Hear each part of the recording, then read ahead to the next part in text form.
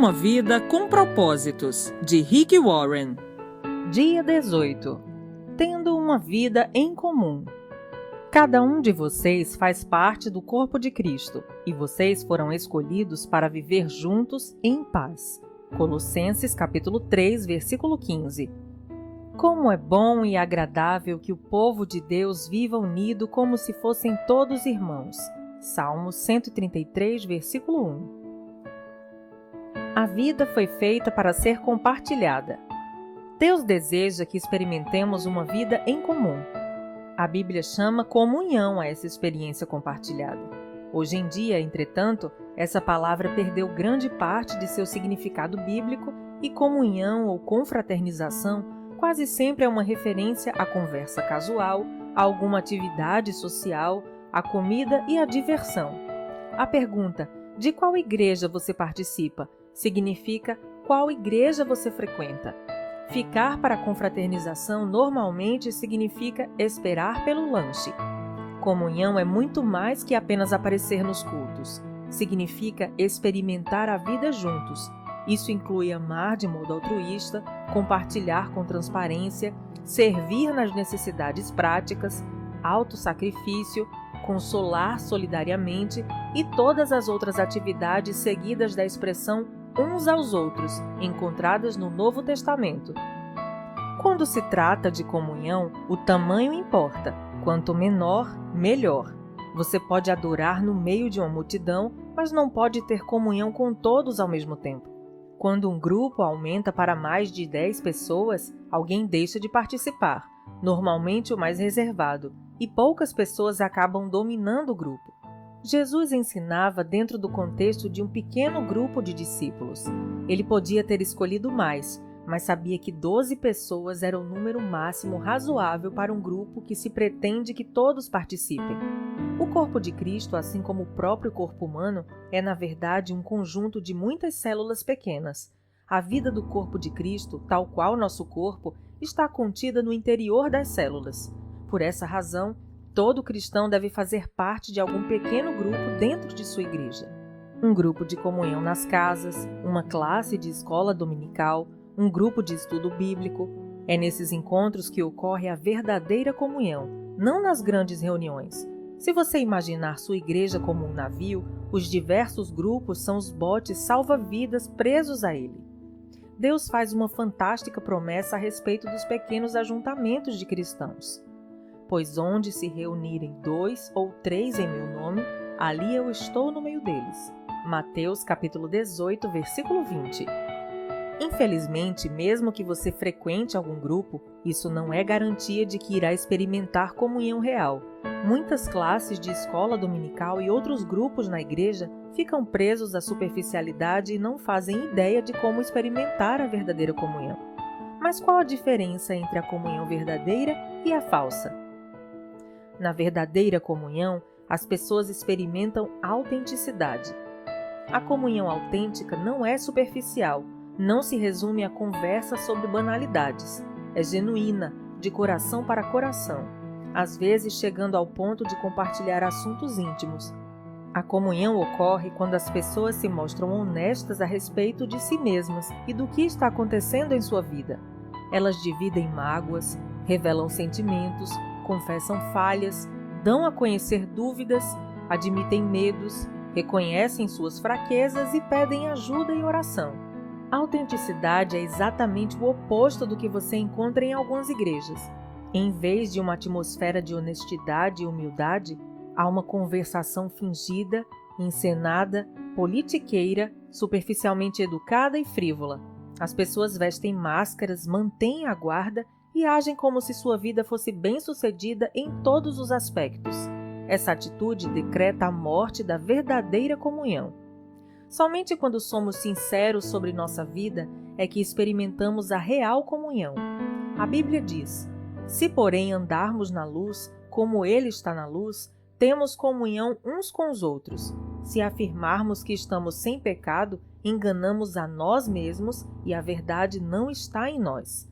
1 João, capítulo 1, versículos 7 e 8. O mundo pensa que a intimidade ocorre no escuro, mas Deus diz que ela faz parte da luz.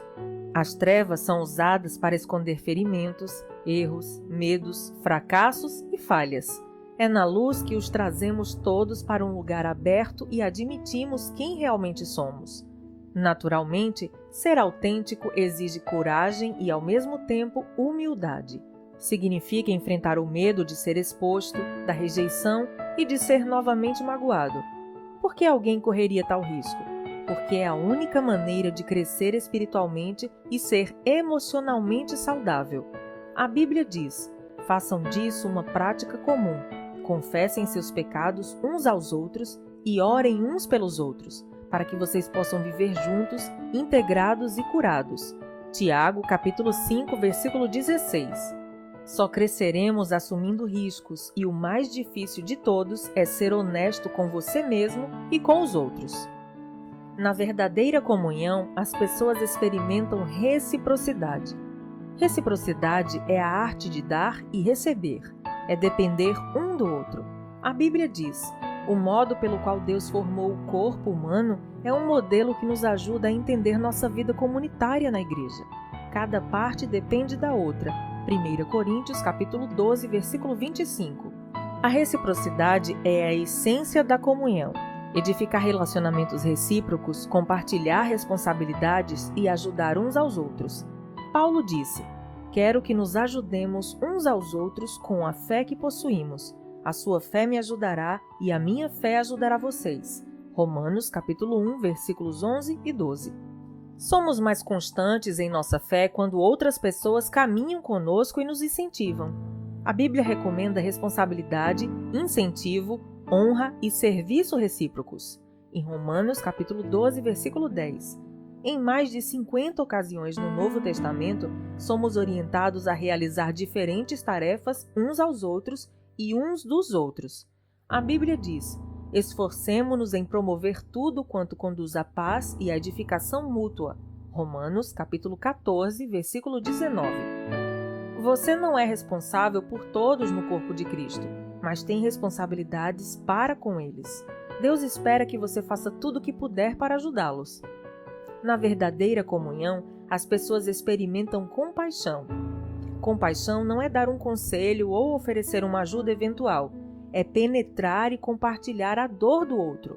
A compaixão diz: compreendo o que você está passando e o que você sente não é estranho nem absurdo. Alguns chamam isso empatia, mas a palavra bíblica é compaixão.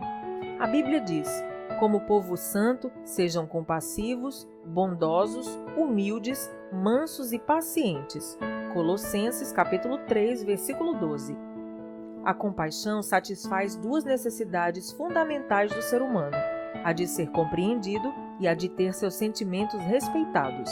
Compreender e respeitar o sentimento de alguém abre caminho para a comunhão. O problema é que estamos quase sempre tão ansiosos por corrigir situações que não temos tempo de sentir compaixão. Ou então, estamos preocupados com nossas mágoas. A autopiedade esgota completamente a compaixão pelas outras pessoas. Há diferentes níveis de comunhão, cada um adequado a um momento diferente. Identificamos os níveis mais básicos de comunhão no ato do compartilhamento e dos grupos de estudo bíblico. Num nível mais profundo, temos a comunhão de serviço, presente na ação conjunta em viagens missionárias ou em obras de caridade. O nível mais profundo e intenso, porém, é a comunhão de sofrimento, que ocorre quando tomamos parte da dor e das aflições uns dos outros e carregamos os fardos uns dos outros. Veja em Filipenses capítulo 3, versículo 10 e Hebreus capítulo 10, versículos 33 e 34. Os cristãos que melhor compreendem esse nível são aqueles que ao redor do mundo são perseguidos, discriminados e muitas vezes martirizados por causa de sua fé. A Bíblia ordena: compartilhem os seus problemas e aflições uns com os outros e, dessa forma, obedeçam à lei de Cristo. Gálatas, capítulo 6, versículo 2. É em tempos de crise, tristeza e dúvidas profundas que mais precisamos uns dos outros. Quando as circunstâncias nos esmagam a ponto de nossa fé vacilar, é que mais precisamos de amigos cristãos. Precisamos de um grupo de amigos que tenham fé em Deus por nós e nos ajudem a superar as dificuldades. Em um grupo menor, o corpo de Cristo é real e palpável, mesmo quando Deus parece distante. Foi disso que Jó necessitou durante seu sofrimento. Ele exclamou: "Um homem desesperado deve receber a compaixão de seus amigos, muito embora ele tenha abandonado o temor do Todo-Poderoso." Jó, capítulo 6, versículo 14. Na verdadeira comunhão, as pessoas experimentam misericórdia. A comunhão é um momento de graça em que os erros não são criticados, mas apagados. A comunhão acontece quando a misericórdia triunfa sobre a justiça. Todos precisamos de misericórdia porque todos tropeçamos, caímos e precisamos de ajuda para retomar o caminho. Precisamos oferecer misericórdia uns aos outros e estar dispostos a recebê-la uns dos outros. Deus diz: "Quando as pessoas pecarem, vocês devem perdoá-las e confortá-las, para que não sejam vencidas pelo desespero." 2 Coríntios, capítulo 2, versículo 7. Você não pode ter comunhão sem que haja perdão. Deus adverte: "Jamais guardem rancor." Colossenses, capítulo 3, versículo 13. Porque a amargura e o ressentimento destroem a comunhão. Por sermos imperfeitos e pecadores, inevitavelmente magoamos uns aos outros depois de passarmos juntos algum tempo. Às vezes, magoamos uns aos outros intencionalmente e às vezes sem querer, mas de qualquer maneira, faz-se necessária uma enorme quantidade de graça e de misericórdia para criar e manter a comunhão.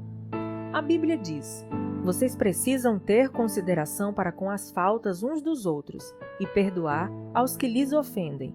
Lembrem-se, o Senhor perdoou vocês, por isso vocês devem perdoar uns aos outros. Colossenses, capítulo 3, versículo 13.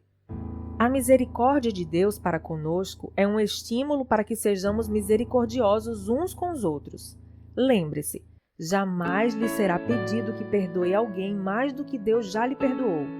Sempre que for magoado por alguém, você terá uma escolha: usar sua energia e seus sentimentos para buscar vingança ou para encontrar uma solução. Você não pode optar por ambas as coisas. Muitos relutam em praticar a misericórdia porque não sabem a diferença entre confiar e perdoar. Perdoar é esquecer o passado. Confiar tem relação com o comportamento futuro. O perdão deve ser imediato, tenha ou não a pessoa pedido por ele. A confiança é reconstruída com o decorrer do tempo. Confiança exige antecedentes. Se alguém o magoa repetidamente, Deus lhe ordena que perdoe imediatamente, mas não espera que você volte a confiar imediatamente ou que continue permitindo que tais pessoas o magoem. Elas devem mostrar que mudaram com o tempo.